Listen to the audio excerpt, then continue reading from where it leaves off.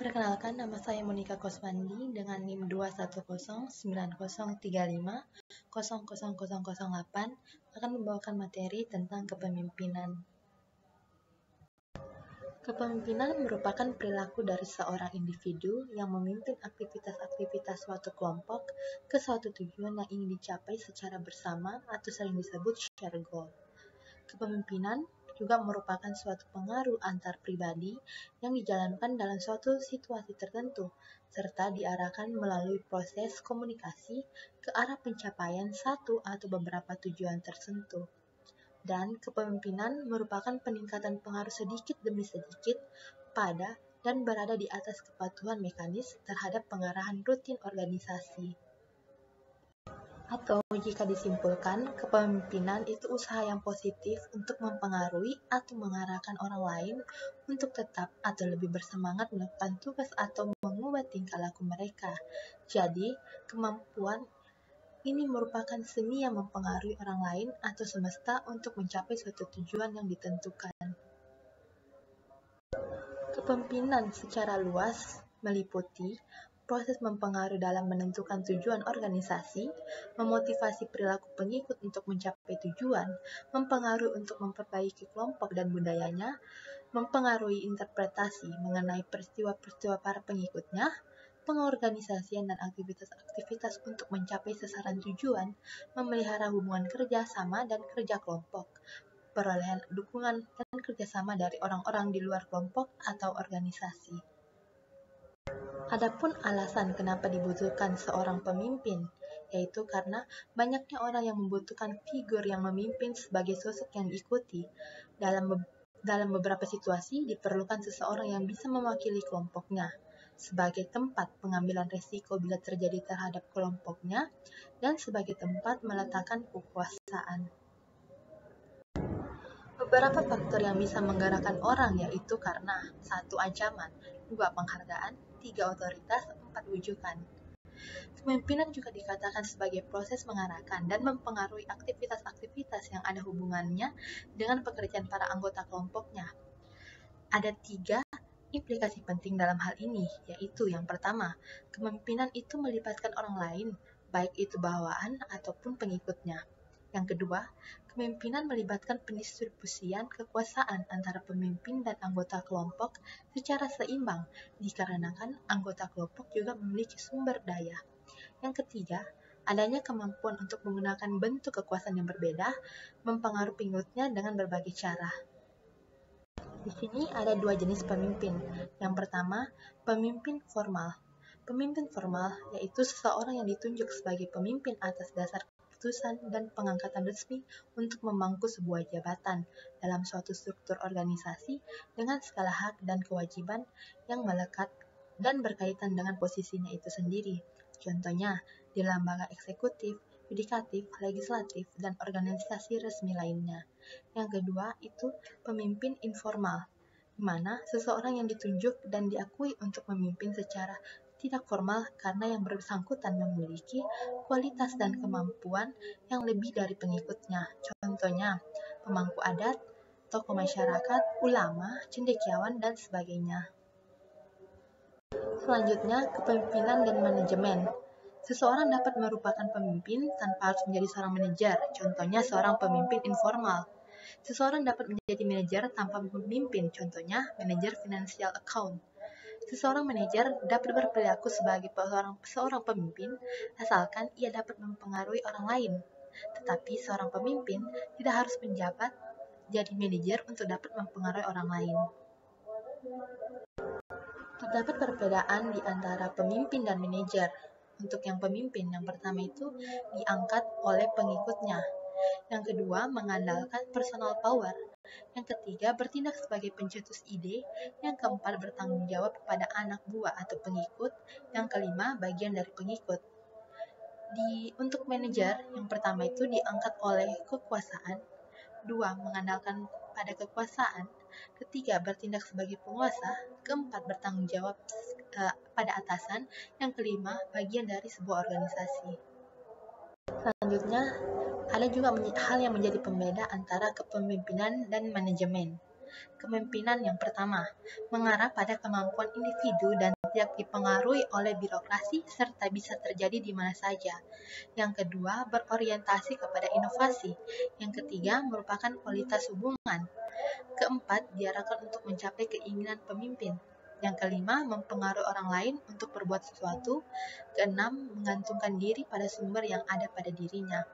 Terus, di sisi manajemen, yang pertama, mengarah pada sistem dan mekanisme kerja dan sangat dibatasi oleh birokrasi dan organisasi. Yang kedua, berorientasi kepada stabilitas. Yang ketiga, merupakan fungsi, status, dan kewenangan. Yang keempat, diarahkan untuk mencapai tujuan organisasi. Yang kelima, membuat orang lain berbuat sesuatu dengan efisien. Yang keenam, menggantungkan diri pada daya dan dana yang ada. Dari sisi dikotomi pandangan asal-usul kepemimpinan, yang pertama, pemimpin dilahirkan. Seseorang hanya akan menjadi pemimpin jika dilahirkan dengan bakat-bakat kepemimpinan.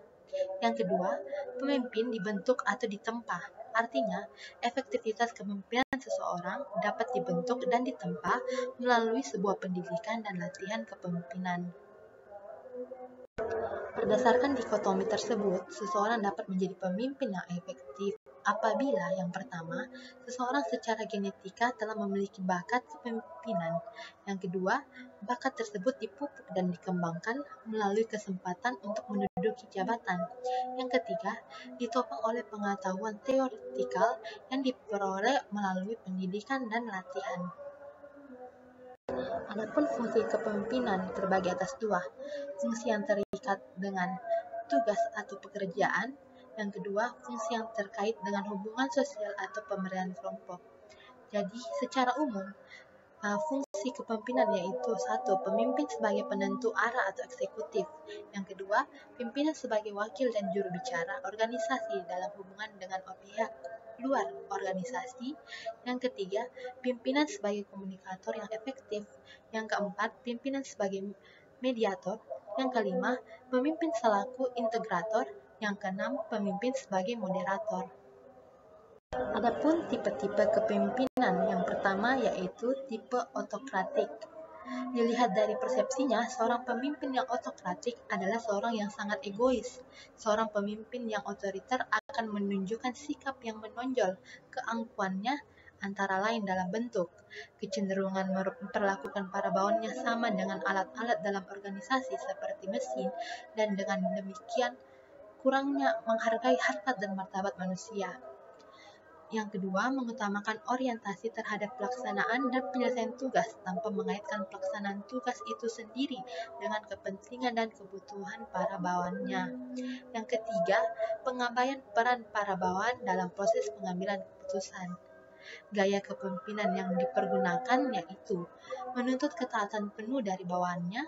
Kedua, dalam menegakkan disiplin menunjukkan keangkuhannya. Yang ketiga, bernada keras dalam pemberian perintah atau instruksi. Yang terakhir, menggunakan pendekatan punitive atau dalam hal ini terjadi penyimpangan oleh bawahan. Selanjutnya yang kedua, tipe kepemimpinan paternalistik. Tipe pemimpinan ini hanya terdapat di lingkungan masyarakat yang bersifat tradisional, umumnya di masyarakat agraris atau masyarakat tradisional. Ciri utama dari pemimpin paternalistik ini yaitu memiliki rasa hormat yang tinggi yang ditunjukkan oleh para anggota masyarakat kepada orang tua atau seseorang yang dituakan. Pemimpin seperti kebapakan sebagai tauladan atau panutan masyarakat. Pemimpin ini sangat mengembangkan sikap kebersamaan. Yang ketiga, tipe karismatik. Tidak banyak hal yang dapat disimak dari literatur yang ada tentang kriteria kepemimpinan yang karismatik. Memang ada karakteristiknya yang khas, yaitu tarifnya yang sangat memikat sehingga mampu memperoleh pengikut yang jumlahnya kadang-kadang sangat besar. Tegasnya seorang pemimpin yang karismatik adalah seorang yang dikagumi oleh banyak pengikut, meskipun para pengikut tersebut tidak selalu dapat menjelaskan secara konkret mengapa orang tersebut dikagumi. Keempat, tipe laissez-faire. Pemimpin ini berpandangan bahwa umumnya organisasi akan berjalan secara lancar dengan sendirinya karena para anggota organisasi terdiri dari orang-orang yang sudah pada dewasa yang mengetahui apa yang menjadi tujuan organisasi, sasaran-sasaran apa yang ingin dicapai, tugas yang harus dituntaskan oleh masing-masing anggota, dan pemimpin tidak terlalu sering diintervensi.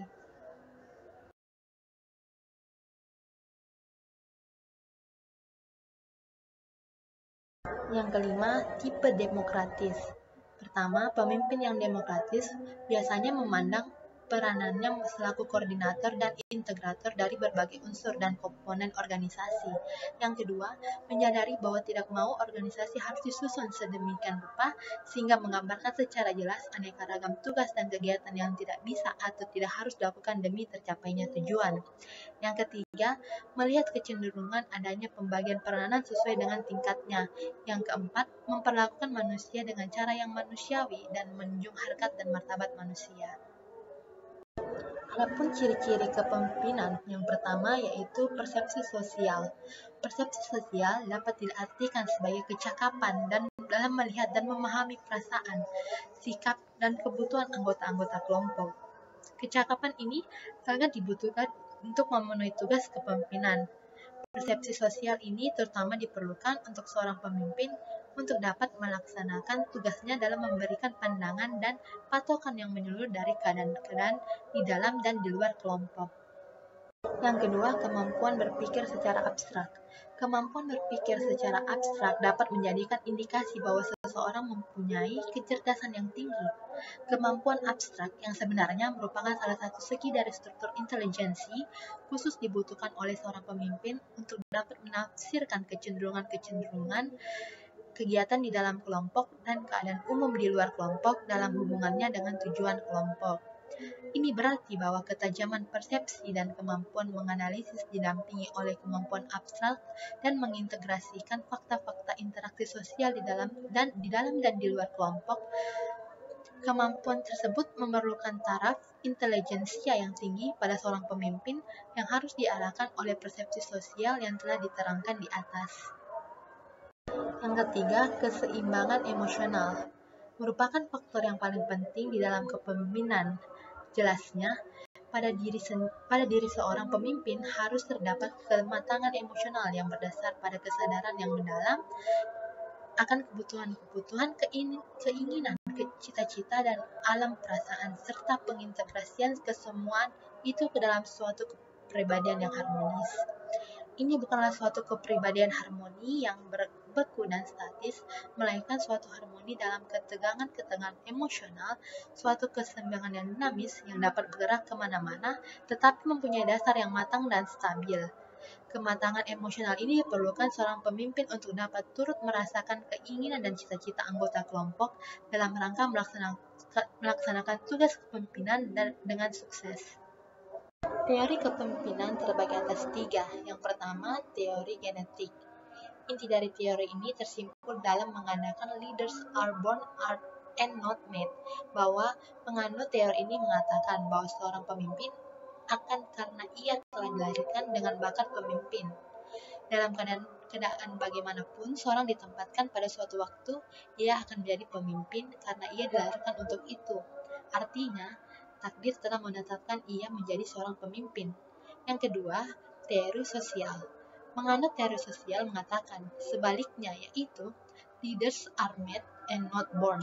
Teori ini berpendapat bahwa setiap orang akan dapat menjadi pemimpin apabila diberi pendidikan dan kesempatan untuk itu. Yang ketiga, ada teori ekologis. Teori ini merupakan penyempurnaan dari teori genetis dan sosial. Penganut teori ini berpendapat bahwa seseorang hanya dapat menjadi pemimpin yang baik apabila ada waktu lahirnya telah memiliki bakat-bakat kepemimpinan, bakat mana yang kemudian dikembangkan melalui pendidikan yang teratur dan pengalaman yang memungkinkannya untuk mengembangkan lebih lanjut bakat yang memang telah dimilikinya itu. Teori ini menggabungkan segi positif dari kedua teori genetis dan sosial dan dapat dikaitkan dengan teori yang paling baik dari teori-teori kepemimpinan lainnya. Namun, dengan demikian, penyelidikan yang jauh yang lebih mendalam masih diperlukan untuk dapat mengatakan secara pasti apakah faktor-faktor yang menyebabkan seseorang timbul sebagai pemimpin yang baik.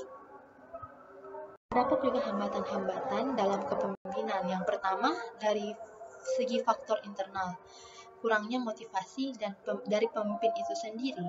Yang kedua, emosional yang tidak stabil. Yang ketiga, tidak percaya diri. Yang keempat, takut dalam mengambil risiko. Yang terakhir, terbatasnya kecakapan pemimpin. Yang kedua, berasal dari faktor eksternal.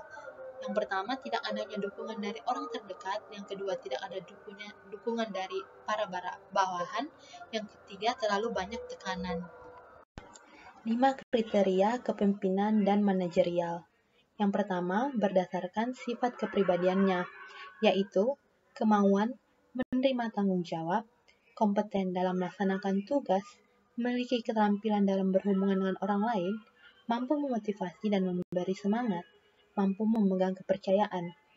Selanjutnya, berdasarkan bakatnya, berpengetahuan luas, imajinatif, inovatif, dan antusiasme, berani mengambil resiko, memiliki rasa ingin yang tahu besar, mandiri dan multi terampil. Selanjutnya, berdasarkan keterampilannya, dapat beradaptasi dengan situasi, dapat bekerja sama, ambisius serta berorientasi pada hasil, energik, tekun, percaya diri, dan tahan stres, cerdas dan terampil secara konseptual. Selanjutnya, berdasarkan sifat-sifatnya, kecerdasan, kestabilan emosi, dan kontrol diri, memiliki ketegasan, kemampuan untuk bergaul dengan orang lain, keterampilan perencanaan dan pengorganisasian. Selanjutnya, berdasarkan kewenangan yang dimilikinya. Berdasarkan posisi, kekuasaan, otoritas formal dan kontrol terhadap sumber daya dan penghargaan, hukuman, informasi, serta lingkungan. Selanjutnya, berdasarkan personal, keahlian keilmuan pada bidangnya, loyalitas, karisma, dan kesetiakawanan.